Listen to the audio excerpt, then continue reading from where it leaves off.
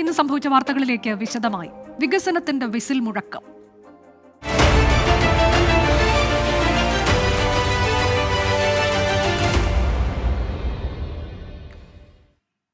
കേരളത്തിന്റെ സ്വപ്ന പദ്ധതിയായ വിഴിഞ്ഞം രാജ്യാന്തര തുറമുഖത്ത് പരീക്ഷണാടിസ്ഥാനത്തിലുള്ള ചരക്ക് നീക്കത്തിന് ഔദ്യോഗിക തുടക്കം. തുറമുഖത്തെത്തിയ ആദ്യ മദർഷിപ്പ് സാൻ ഫെർണാണ്ടോയ്ക്ക് ഔപചാരിക സ്വീകരണം നൽകി. 2028 സമ്പൂർണ്ണ തുറമുഖമായി വിഴിഞ്ഞം മാറുമെന്ന് മുഖ്യമന്ത്രി പറഞ്ഞു.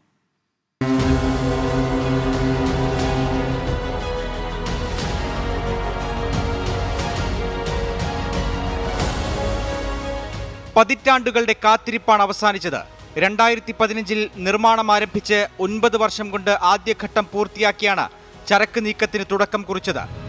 വിഴിഞ്ഞം തുറമുഖത്ത് ആദ്യ മദർഷിപ്പ് എത്തിയതിന്റെ ആഘോഷ സൂചകമായി ബഹുമാനപ്പെട്ട മുഖ്യമന്ത്രിയും ബഹുമാനപ്പെട്ട കേന്ദ്രമന്ത്രിയും മറ്റു വിശിഷ്ടാതിഥികളും ചേർന്ന് ബലൂണുകൾ പറത്തുന്ന ആ ആഘോഷ നിമിഷമാണ് നമ്മൾ. രാജ്യത്തെ ആദ്യത്തെ കണ്ടെയ്നർ ട്രാൻസ്ഷിപ്മെന്റ് പോർട്ട് എന്ന പ്രത്യേകതയുണ്ട് വിഴിഞ്ഞം തുറമുഖത്തിന്.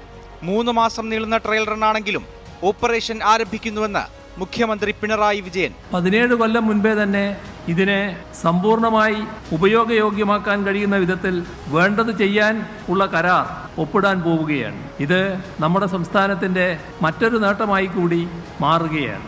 കണ്ടെയ്നറുകൾ തുറമുഖത്തിറക്കി സാൻ ഫെർണാണ്ടോ ഇന്ന് തന്നെ മടങ്ങുമെന്നാണ് നേരത്തെ തുറമുഖ അധികൃതർ അറിയിച്ചിരുന്നത്. എന്നാൽ ഓരോ ക്രെയിനുകളും സമയമെടുത്ത് പരിശോധിച്ചാണ് കണ്ടെയ്നറുകൾ ഇറക്കുന്നത്. കപ്പലിന്റെ മടക്കം ചിലപ്പോൾ ഞായറാഴ്ചത്തേക്ക് നീണ്ടേക്കും. മദർഷിപ്പ് തുറമുഖം വിട്ടാൽ 2 ഫീഡർ കപ്പലുകൾ ചരക്കെടുക്കാനെത്തും. MSCയുടെ 400 മീറ്റർ നീളമുള്ള കൂറ്റൻ മദർഷിപ്പ് അടുത്തയാഴ്ചകളിൽ വിഴിഞ്ഞത്തെത്തും. വിഴിഞ്ഞം തുറമുഖം മറ്റൊരു നാഴികക്കല്ലുകൂടി പിന്നിട്ടിരിക്കുകയാണ്. മദർഷിപ്പുകൾക്ക് യഥേഷ്ടം വിഴിഞ്ഞത്തേക്ക് എത്താൻ കഴിയുമെന്ന് ലോകത്തിന് ബോധ്യപ്പെട്ടു. 2028 ഈ തുറമുഖം പൂർണ്ണ സജ്ജമാവുകയും ചെയ്യും. അതിനുള്ള തുടക്കമാണ് ഇന്ന് വിഴിഞ്ഞത്ത് നടന്നത്. Cameraman VS രാഹുലിനൊപ്പം S Vijayakumar, team 24.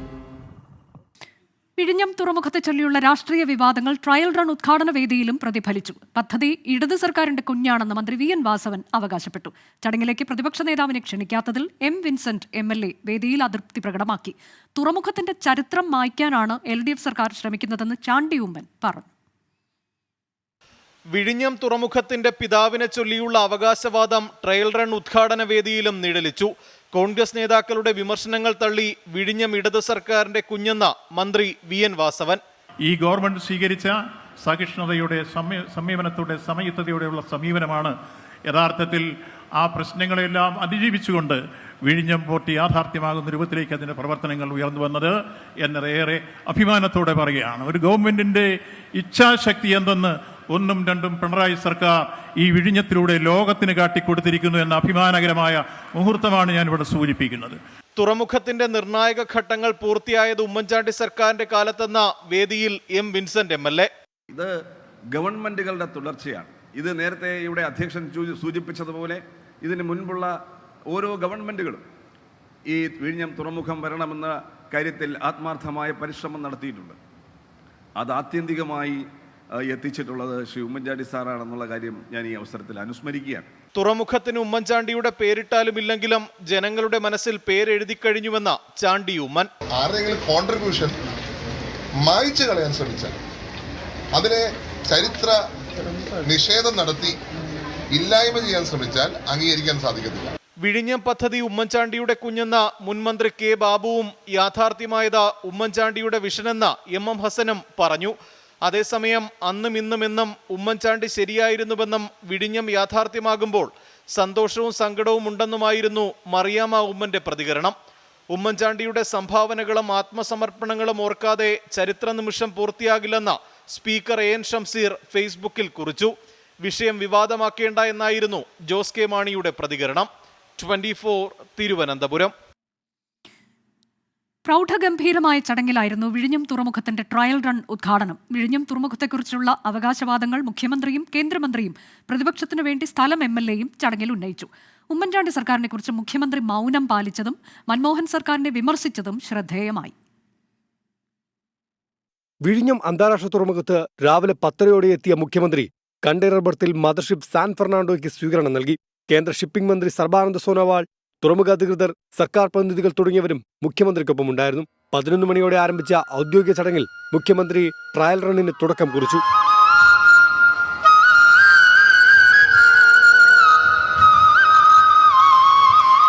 വിഴിഞ്ഞത്തെ വികസനത്തെക്കുറിച്ച് എടുത്തു പറഞ്ഞ മുഖ്യമന്ത്രി മൻമോഹൻ സിംഗ് സർക്കാർ പദ്ധതിക്ക് അനുമതി നിഷേധിച്ചതിൽ വിമർശനമുയർത്തി. ഉമ്മൻചാണ്ടി സർക്കാരിന്റെ ഇടപെടലുകളെക്കുറിച്ച് പരാമർശം ഉണ്ടായില്ല. മൻമോഹൻ സിംഗ് നേതൃത്വം കൊടുക്കുന്ന സർക്കാരായിരുന്നു. ആ സർക്കാർ അതിന് അനുമതി നിഷേധിച്ചു. സംസ്ഥാന സർക്കാരിന്റെ പ്രവർത്തനങ്ങളെ കേന്ദ്രമന്ത്രി സർബാനന്ദ സോനോവാൾ അഭിനന്ദിച്ചു. I would like to congratulate the government of Kerala for its initiative and leadership in setting up of a new benchmark in the country's maritime sector by creating a new greenfield world-class port in the country. തുറമുഖം യാഥാർത്ഥ്യമാകുന്നതിൽ ഉമ്മൻചാണ്ടിയുടെ സംഭാവനകൾ Kovalam MLA M. Vincent എടുത്തു പറഞ്ഞു. പ്രതിപക്ഷ നേതാവ് കൂടി പരിപാടിയിൽ ഉണ്ടാകേണ്ടതായിരുന്നുവെന്ന് M. Vincent. ഇന്നത്തെ ഈ വേദിയിൽ കേരളത്തിന്റെ പ്രതിപക്ഷ നേതാവിന്റെ സാന്നിധ്യം കൂടി ഉണ്ടായിരുന്നുവെങ്കിൽ തീർച്ചയായും അത് കൂടുതൽ മനോഹരമായി മാറുമായിരുന്നു എന്ന് ഞാൻ ഈ അവസരത്തിൽ ഓർക്കുകയാണ്. തീർച്ചയായും ഇത്തരം കാര്യങ്ങൾ നമ്മൾ കുറെ കൂടി ശ്രദ്ധിക്കണമെന്ന്. 30 വർഷത്തെ സ്വപ്ന സാക്ഷാത്കാരമെന്ന് കരടദാനി. I extend my deep gratitude on behalf of the Adani Group and on my own behalf to you, Honorable Chief Minister Shri Pinarayi Vijayan ji. രാഷ്ട്രീയ സാമൂഹ്യ രംഗത്തെ നിരവധി പ്രമുഖർ ചടങ്ങിൽ പങ്കെടുത്തു. വിഴിഞ്ഞം നിവാസികളും അതിഥികളായി. രാഷ്ട്രീയ വാദപ്രതിവാദങ്ങൾ തുടരുക തന്നെ ചെയ്യും. വിഴിഞ്ഞം അതിന്റെ വികസന യാത്ര തുടരുകയാണ്. ട്രയൽ റണ്ണിന് ആരംഭം. ഇനി കപ്പലുകളുടെ കാലം. VS മനീഷിനൊപ്പം അഖിൽ ഷാ അൻസാർ, 24 തിരുവനന്തപുരം. ഇനി ഇന്ന് സംഭവിച്ച മറ്റൊരു വാർത്തയിലേക്ക്. പത്തനംതിട്ടയിൽ മന്ത്രി വീണ ജോർജ് CPIMലേക്ക് സ്വീകരിച്ചവരിൽ കാപ്പ പ്രതിക്ക് പുറമെ വധശ്രമ കേസ് പ്രതിയും. SFI പ്രവർത്തകരെ കൊലപ്പെടുത്താൻ ശ്രമിച്ചെന്ന കേസിൽ 4ാം പ്രതിയായ സുധീഷാണ് BJP വിട്ട് CPIMലെത്തിയ സംഘത്തിലുള്ളത്. കേസ് ഒത്തുതീർപ്പായതാണെന്നാണ് CPIMന്റെ ന്യായീകരണം. BJP വിട്ടെത്തിയവർക്കൊപ്പം CPIM മാലയിട്ട് സ്വീകരിച്ചത് വിവാദങ്ങളെ കൂടിയാണ്. സംഘത്തിൽ ഒരാൾ കഞ്ചാവുമായി പിടിയിലായതിന് പിന്നാലെയാണ് മറ്റൊരാൾ വധശ്രമ കേസ് പ്രതിയാണെന്ന വിവരം പുറത്തുവരുന്നത്. അതും SFI പ്രവർത്തകരെ കൊല്ലാൻ ശ്രമിച്ചെന്ന കേസിൽ. കഴിഞ്ഞ നവംബറിൽ ബാലസംഘം നേതാവായ അഭിജിത്ത് അടക്കമുള്ളവരെ ആക്രമിച്ചു കൊലപ്പെടുത്താൻ ശ്രമിച്ചെന്ന കേസിൽ 4ാം പ്രതിയാണ് സുധീഷ് എന്ന രേഖകൾ വ്യക്തമാക്കുന്നു. ഇയാളെ അറസ്റ്റ് ചെയ്തിട്ടില്ലെന്ന് പോലീസ്. കേസ് നിയമപരമായി ഒതുക്കി തീർക്കാൻ കോടതിയിൽ അപേക്ഷ നൽകിയിരിക്കുകയാണെന്നും രാഷ്ട്രീയ കേസുകളുടെ പേരിൽ പാർട്ടിയിലേക്ക് എത്തുന്നവരെ എന്തിന് മാറ്റി നിർത്തണമെന്നും CPIM area secretary MV Sanju. SFI പ്രവർത്തകരുമായി സംഘർഷം ഉണ്ടായതിന്റെ ഭാഗമായി എടുത്ത കേസാണ്. അവർ CPIMന്റെ ഭാഗമായി അല്ലെ DYFയുടെ ഭാഗമായി പ്രവർത്തിക്കാൻ വേണ്ടി ഇങ്ങോട്ട് കടന്നു വരുമ്പോൾ ഇനി ആ കേസ് പരസ്പരം അങ്ങോട്ടും ഇങ്ങോട്ടും നടത്തി കൊണ്ടുപോകേണ്ടതിന്റെ ആവശ്യകത ഇല്ല എന്നതിന്റെ അടിസ്ഥാനത്തിൽ തന്നെ 2 വാദിയും പ്രതിയും സംയുക്തമായി കോഷ് പെറ്റീഷനുമായി മുന്നോട്ട് പോകുന്നതിന് വേണ്ടി തീരുമാനിച്ചിട്ടുണ്ട്. കാപ്പ കേസ് പ്രതി ശരൺ ചന്ദ്രനെതിരെയുള്ളത് രാഷ്ട്രീയ കേസുകളാണെന്നും കഴിഞ്ഞ ദിവസം കഞ്ചാവുമായി പിടിയിലായ യദുകൃഷ്ണനെ ഗൂഢാലോചന നടത്തി കുടുക്കിയതാണെന്നുമാണ് CPIM പറയുന്നത്. 24 പത്തനംതിട്ട. യൂത്ത് കോൺഗ്രസ് തെരഞ്ഞെടുപ്പിൽ യുവമോർച്ചക്കാർ വോട്ട് ചെയ്തെന്ന ആരോപണത്തിന് കോൺഗ്രസ് നേതൃത്വം മറുപടി പറയണമെന്ന് ആരോഗ്യമന്ത്രി വീണ ജോർജ്. എന്തിനാണ് യൂത്ത് കോൺഗ്രസ് തന്റെ ഓഫീസിലേക്ക് മാർച്ച് നടത്തിയതെന്ന് ഇപ്പോൾ ബോധ്യമായെന്നും മന്ത്രി 24നോട് പറഞ്ഞു. ആരോഗ്യമന്ത്രി വീണ ജോർജ് നമ്മോടൊപ്പം ചേരുകയാണ്. മിനിസ്റ്റർ, ഇപ്പോൾ വലിയ വിവാദം, ഏറ്റവും ഒടുവിൽ കാപ്പ കേസ് പ്രതിയെ മാലയിട്ട് സ്വീകരിച്ചു. ഇന്നിപ്പോൾ പറയുന്നത് SFI പ്രവർത്തകരെ ആക്രമിച്ച കേസിൽ പ്രതി ഉണ്ടെന്നാണ്. ഈ 100 കണക്കിന് 1000 കണക്കിന് 10000 കണക്കിന് ആളുകളാണ് ഇടതുപക്ഷത്തേക്ക് പത്തനംതിട്ട ജില്ലയിൽ വന്നുകൊണ്ടിരിക്കുന്നത്. അത് ഒരു ദിവസവും 2 ദിവസവും ഒന്നുമല്ല. ഈ കഴിഞ്ഞ ഒരു സമീപ വർഷങ്ങളിലൊക്കെ തന്നെ നമുക്കിത് കാണാൻ കഴിയുന്നതാണ്. അപ്പോൾ ഇവിടെ നമ്മൾ കാണേണ്ടത് ഇതിൽ ചിലരൊക്കെ അസ്വസ്ഥരാകുന്നു എന്നുള്ളതാണ്. കാരണം ഇവരൊക്കെ തന്നെ യൂത്ത് കോൺഗ്രസിൻ്റെ സംഘടനാ തെരഞ്ഞെടുപ്പിൽ യൂത്ത് കോൺഗ്രസ് നേതാക്കളെ വിജയിപ്പിക്കാൻ വേണ്ടി വോട്ട് ചെയ്തവരാണ്. ജില്ലാ പ്രസിഡന്റ് വോട്ട് ചെയ്തു എന്നാണ് പറഞ്ഞത്. ഒന്ന് ആലോചിച്ച് നോക്കണം, 400-ലധികം വോട്ടുകൾ അവരുടെ തെളിവുകൾ ഉണ്ടെന്നാണ് പറഞ്ഞത്. ഒന്ന്, ഒരു യുവജന സംഘടന എത്രത്തോളം അധപതിച്ചു എന്നുള്ളതും ഇതിന് ഉത്തരം തീർച്ചയായിട്ടും യൂത്ത് കോൺഗ്രസിൻ്റെ നേതൃത്വവും കോൺഗ്രസ് നേതൃത്വവും പറയണം. പ്രതിപക്ഷ നേതാവ് ഉൾപ്പെടെ കോൺഗ്രസിൻ്റെ നേതൃത്വം, യൂത്ത് കോൺഗ്രസിൻ്റെ നേതൃത്വം തീർച്ചയായിട്ടും മറുപടി പറയണം. ഇതിനാണ് അവർ എതിർത്തത്. വാസ്തവത്തിൽ അവർക്കൊപ്പം നിൽക്കുമ്പോൾ ഒരു പ്രശ്നവുമില്ല. യുവമോർച്ചക്കാരുടെ വോട്ട് വാങ്ങിച്ചു, അതിന് യുവമോർച്ച നേതൃത്വത്തിന്റെ അടക്കം പങ്കുണ്ടായിരുന്നവർ നിർദ്ദേശപ്രകാരമാണ് വോട്ട് ചെയ്തതെന്ന് ഗുരുതരമായ ആക്ഷേപമാണ്. അതീവ ഗുരുതരമായിട്ടുള്ള ആരോപണം, അതീവ ഗുരുതരമായിട്ടുള്ള ആക്ഷേപമാണിത്. സഞ്ജയ് ഇക്ബാലിനൊപ്പം ശ്രീജിത് ശ്രീകുമാരൻ, 24 പത്തനംതിട്ട. ഇന്നത്തെ മറ്റൊരു വാർത്ത. പാർലമെന്റിൽ ഭരണഘടന ഉയർത്തിയ കോൺഗ്രസിനെ അടിയന്തരാവസ്ഥ ഓർമ്മിപ്പിച്ച് പ്രതിരോധിക്കാൻ BJP. ജൂൺ 25 ഇനി മുതൽ ഭരണഘടനാ ഹത്യാ ദിനമായി ആചരിക്കുമെന്ന് കേന്ദ്ര സർക്കാർ വിജ്ഞാപനമിറക്കി. അടിയന്തരാവസ്ഥയിൽ വേദനകൾ സഹിച്ചവരുടെ സംഭാവനകൾ അനുസ്മരിക്കാനാണ് ഭരണഘടനാ ഹത്യാ ദിനം ആചരിക്കുന്നതെന്ന് ആഭ്യന്തരമന്ത്രി അമിത് ഷാ പറഞ്ഞു. അതിനിടെ മറുപടിയുമായി കോൺഗ്രസും രംഗത്തെത്തി. 10 വർഷം അപ്രഖ്യാപിത അടിയന്തരാവസ്ഥ നടപ്പാക്കിയ പ്രധാനമന്ത്രി നരേന്ദ്രമോദിയെ ജനം ധാർമ്മികമായി പരാജയപ്പെടുത്തിയ ജൂൺ 4 മോദി മുക്ത ദിനമായി ആചരിക്കുമെന്ന് ജയ്റാം രമേശ് തിരിച്ചടിച്ചു. ഡൽഹി മദ്യനയ അഴിമതി കേസിൽ മുഖ്യമന്ത്രി അരവിന്ദ് കെജ്രിവാളിന് ആശ്വാസം. ED രജിസ്റ്റർ ചെയ്ത കേസിൽ സുപ്രീംകോടതി കെജ്രിവാളിന് ഇടക്കാല ജാമ്യം അനുവദിച്ചു. അറസ്റ്റ് നിയമവിരുദ്ധമെന്ന ഹർജിയിലെ നിയമവിഷയങ്ങൾ 3-അംഗ ബെഞ്ചിന് വിട്ടു. CBI രജിസ്റ്റർ ചെയ്ത കേസിൽ കെജ്രിവാളിന്റെ കസ്റ്റഡി കാലാവധി റൌസ് അവന്യൂ കോടതി ഈ മാസം 25 വരെ നീട്ടി. ED അറസ്റ്റിനെ ചോദ്യം ചെയ്ത് ഡൽഹി മുഖ്യമന്ത്രി അരവിന്ദ് കെജ്രിവാൾ നൽകിയ ഹർജിയിലാണ് സുപ്രീംകോടതി ഇടക്കാല ജാമ്യം അനുവദിച്ചത്. ജസ്റ്റിസ് സഞ്ജീവ് ഖന്ന, ജസ്റ്റിസ് ദിബാങ്കർ ദത്ത എന്നിവരടങ്ങിയ ബെഞ്ചാണ് ഹർജി പരിഗണിച്ചത്. നിയമപരമായ കാര്യങ്ങൾ പാലിക്കാതെയാണ് ED കസ്റ്റഡിയിൽ എടുത്തതെന്നും അതിനാൽ അറസ്റ്റ് നിയമവിരുദ്ധമാണെന്നുമാണ് കെജ്രിവാൾ ചൂണ്ടിക്കാണിച്ചത്. 2-അംഗ ബെഞ്ചിന് തീരുമാനമെടുക്കാൻ കഴിയുന്ന വിഷയങ്ങളല്ല ഇതെന്നും വിശദമായ പരിശോധനകൾ ആവശ്യമാണെന്നും വ്യക്തമാക്കിയാണ് ഹർജി 3-അംഗ ബെഞ്ചിന് വിട്ടത്. 3-അംഗ ബെഞ്ച് തീരുമാനമെടുക്കും വരെ കെജ്രിവാളിന് ഇടക്കാല ജാമ്യം അനുവദിച്ചു. മുഖ്യമന്ത്രിയുടെ ഓഫീസ് സന്ദർശിക്കരുത്, ലഫ്റ്റനന്റ് ഗവർണറുടെ അനുമതിയില്ലാതെ ഫയലുകളിൽ ഒപ്പുവെക്കരുത്, സാക്ഷികളെ ബന്ധപ്പെടരുത് തുടങ്ങിയ കർശന വ്യവസ്ഥകളോടെയാണ് ജാമ്യം അനുവദിച്ചത്. കെജ്രിവാൾ ജനങ്ങളാൽ തെരഞ്ഞെടുക്കപ്പെട്ട നേതാവാണ്. അതിനാൽ സ്ഥാനമൊഴിയാൻ ആവശ്യപ്പെടാനാകില്ലെന്നും അക്കാര്യം കെജ്രിവാളാണ് തീരുമാനിക്കേണ്ടതെന്നും കോടതി നിരീക്ഷിച്ചു. അതേസമയം CBI രജിസ്റ്റർ ചെയ്ത കേസിൽ റൌസ് അവന്യൂ പ്രത്യേക കോടതി കെജ്രിവാളിന്റെ ജുഡീഷ്യൽ കസ്റ്റഡി ഈ മാസം 25 വരെ നീട്ടി. 24 ഡൽഹി. തിരികെ ഇന്ന് സംഭവിച്ചതിലേക്ക്. കോഴിക്കോട് പന്തീരാങ്കാവ് ഗാർഹിക പീഡന കേസിൽ കുറ്റപത്രം സമർപ്പിച്ച അന്വേഷണ സംഘം ജുഡീഷ്യൽ ഫസ്റ്റ് ക്ലാസ് മാജിസ്ട്രേറ്റിന് മുന്നിലാണ് കുറ്റപത്രം സമർപ്പിച്ചത്. കേസിൽ ഇരയായ പെൺകുട്ടി മൊഴി മാറ്റിയത് വലിയ ചർച്ചയ്ക്കിടയാക്കിയിരുന്നു. ഭർത്താവിനെതിരെ നൽകിയ പരാതിയിൽ നിന്ന് യുവതി പിന്മാറിയെങ്കിലും നടപടികളുമായി മുന്നോട്ടു പോവുകയാണ് അന്വേഷണ സംഘം. FIR രജിസ്റ്റർ ചെയ്ത് 60-ാം ദിവസമാണ് ഫറോക്ക് ACP സാജു കെ എബ്രഹാമിന്റെ നേതൃത്വത്തിലുള്ള അന്വേഷണ സംഘം കുറ്റപത്രം സമർപ്പിക്കുന്നത്. രാഹുലിന്റെ മാതാവ്, സഹോദരി എന്നിവരാണ് ആദ്യ 3 പ്രതികൾ. രാഹുലിന്റെ സുഹൃത്ത് രാജേഷ് 4-ാം പ്രതിയും civil police officer Sarath Lal 5-ാം പ്രതിയുമാണ്. പ്രതികൾക്കെതിരെ 5 വകുപ്പുകൾ ചുമത്തി. പ്രതിഭാഗം നൽകിയ ഹർജി അടുത്ത മാസം 8-നാണ് ഹൈക്കോടതി പരിഗണിക്കാനിരുന്നത്. കേസ് ഒത്തുതീർപ്പായെന്നും FIR റദ്ദാക്കണമെന്നുമായിരുന്നു ആവശ്യം. ഹർജിയിൽ സർക്കാരിനും പന്തീരങ്കാവ് SHOയ്ക്കും പരാതിക്കാരിക്കും കോടതി നോട്ടീസ് അയച്ചിരുന്നു. അതിനിടയിലാണ് അന്വേഷണ സംഘം കുറ്റപത്രം സമർപ്പിച്ചത്. കേസിലെ 1-ാം പ്രതി രാഹുൽ ഇപ്പോഴും വിദേശത്താണ്. മറ്റുള്ളവരെ അറസ്റ്റ് ചെയ്ത് ജാമ്യത്തിൽ വിട്ടിരുന്നു. 24 കോഴിക്കോട്. സൗദി ജയിലിൽ കഴിയുന്ന കോഴിക്കോട് ഫാറൂഖ് അബ്ദുൾ റഹീമിന്റെ മോചനമുടൻ. വധശിക്ഷ റദ്ദാക്കിയ ഉത്തരവ് കോടതി ഗവർണറേറ്റിനും പബ്ലിക് പ്രോസിക്യൂഷനും കൈമാറി. മോചനത്തിന് ശേഷം അബ്ദുൾ റഹീം നാട്ടിലേക്ക് തിരിക്കും. മോചനദ്രവ്യമായ 15 മില്യൺ റിയാൽ സൗദി കുടുംബത്തിന് കൈമാറിയ ശേഷം റിയാദ് ജയിലിൽ കഴിയുന്ന അബ്ദുറഹീമിന്റെ മോചനവുമായി ബന്ധപ്പെട്ട നടപടിക്രമങ്ങൾക്ക് വേഗം കൂടി. അബ്ദുറഹീമിന്റെ വധശിക്ഷ റദ്ദാക്കിയ കോടതി വിധിയുടെ പകർപ്പ് കോടതി ഗവർണറേറ്റിന് കൈമാറി. അബ്ദുറഹീമിന്റെ പേരിൽ മറ്റെന്തെങ്കിലും കേസുകളുണ്ടോ എന്ന് ഇനി പബ്ലിക് പ്രോസിക്യൂഷൻ പരിശോധിക്കും. ഇല്ല എന്ന് വ്യക്തമായാൽ ഇതു സംബന്ധമായ രേഖകൾ പ്രോസിക്യൂഷൻ കോടതിക്ക് കൈമാറും. ശേഷം ഇരു വിഭാഗങ്ങളുടെയും അഭിഭാഷകരുമായുള്ള സിറ്റിംഗ് വീണ്ടും കോടതിയിലുണ്ടാകും. ഇതിനു ശേഷമാകും മോചനത്തിനുള്ള കോടതിയുടെ ഉത്തരവുണ്ടാവുക. ഈ നടപടിക്രമങ്ങളെല്ലാം പെട്ടെന്ന് തന്നെ ഉണ്ടാകുമെന്നാണ് പ്രതീക്ഷ. മോചനത്തിനുള്ള ഉത്തരവ് ഏത് സമയവും പ്രതീക്ഷിക്കാമെന്ന് റിയാദിലെ നിയമസഹായ സമിതി അറിയിച്ചു. ഉത്തരവ് വന്നാൽ 18 വർഷത്തെ ജയിൽവാസത്തിന് ശേഷം അബ്ദുറഹീം മോചിതനാകും. ആഭ്യന്തര മന്ത്രാലയത്തിന്റെയും ഇന്ത്യൻ എംബസിയുടെയും സഹായത്തോടെ നാട്ടിലെത്താനുള്ള സാഹചര്യമൊരുക്കുകയും ചെയ്യും. ജലീൽ കണ്ണമംഗലം, 24 ജിദ്ദ. നേപ്പാളിൽ പ്രളയം. മണ്ണിടിച്ചിലിൽ 2 ബസ്സുകൾ ഒലിച്ചുപോയി. 7 ഇന്ത്യക്കാർ മരിച്ചെന്നാണ് റിപ്പോർട്ട്. അസമിലും പ്രളയക്കെടുതി രൂക്ഷമാണ്. വിവിധ ജില്ലകളിലായി 14 ലക്ഷത്തോളം പേർ ദുരിതബാധിതരാണ്. നേപ്പാളിലെ മദൻ ആശ്രിത് ഹൈവേയിൽ പുലർച്ചെ 3:30ഓടെയാണ് അപകടം. മണ്ണിടിച്ചിലുണ്ടായതിനെ തുടർന്നാണ് ബസ്സുകൾ ഒഴുക്കിൽപ്പെട്ടത്. 2 ബസ്സുകളിലായി ഡ്രൈവർമാരടക്കം 63 പേരുണ്ടായിരുന്നുവെന്നാണ് വിവരം. 7 ഇന്ത്യക്കാർ മരിച്ചതായും റിപ്പോർട്ടുകളുണ്ട്.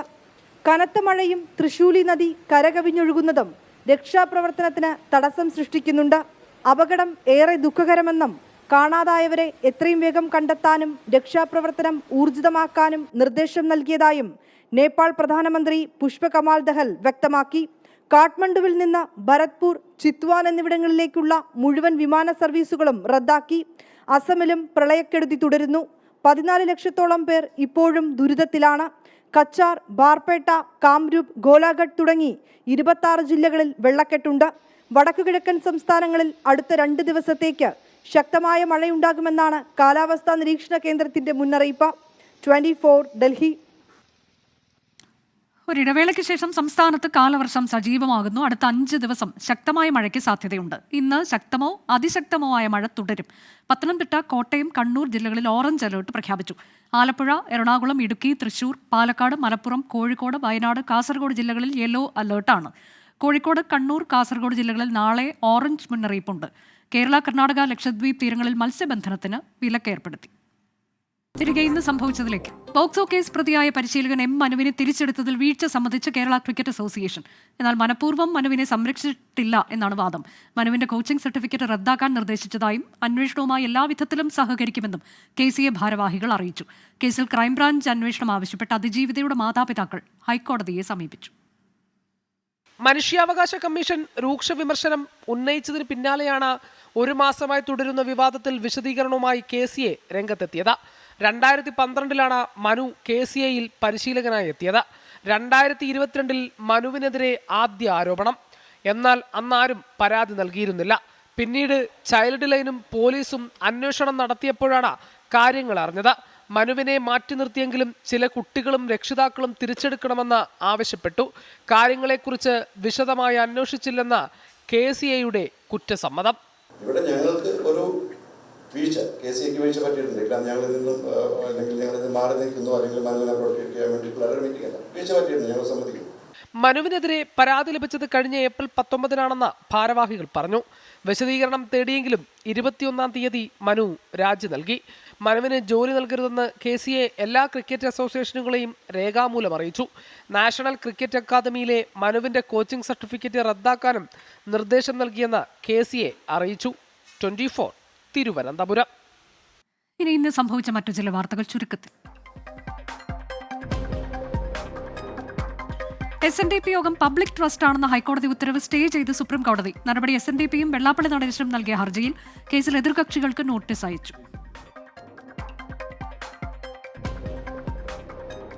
NCP കേരള ഘടകം പിളർന്നു. സംസ്ഥാന എക്സിക്യൂട്ടീവ് അംഗം റെജി ചെറിയാന്റെ നേതൃത്വത്തിൽ ഒരു വിഭാഗം പ്രവർത്തകർ കേരള കോൺഗ്രസ് ജോസഫ് വിഭാഗത്തിനൊപ്പം ചേർന്നു.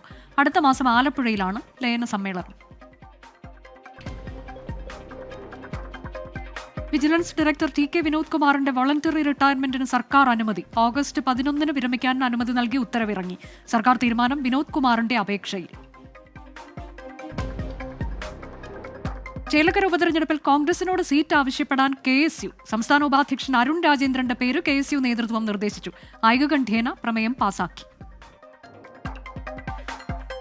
ഫോട്ടോഷൂട്ട് നടത്താൻ വയനാട്ടിൽ യുവാക്കളുടെ സാഹസിക യാത്ര. സംഭവം വയനാട് മേപ്പാടി നെടുമ്പാല റോഡിൽ. അപകടയാത്ര കർണാടക രജിസ്ട്രേഷനുള്ള വാഹനത്തിൽ. ആലപ്പുഴയിൽ മെത്ത നിർമ്മാണ കേന്ദ്രത്തിൽ തീപിടുത്തം. അപകടം കറ്റാനം സ്വദേശി ഹാഷിറിന്റെ സ്ഥാപനത്തിൽ. ഷോർട്ട് സർക്യൂട്ട് എന്ന് പ്രാഥമിക നിഗമനം.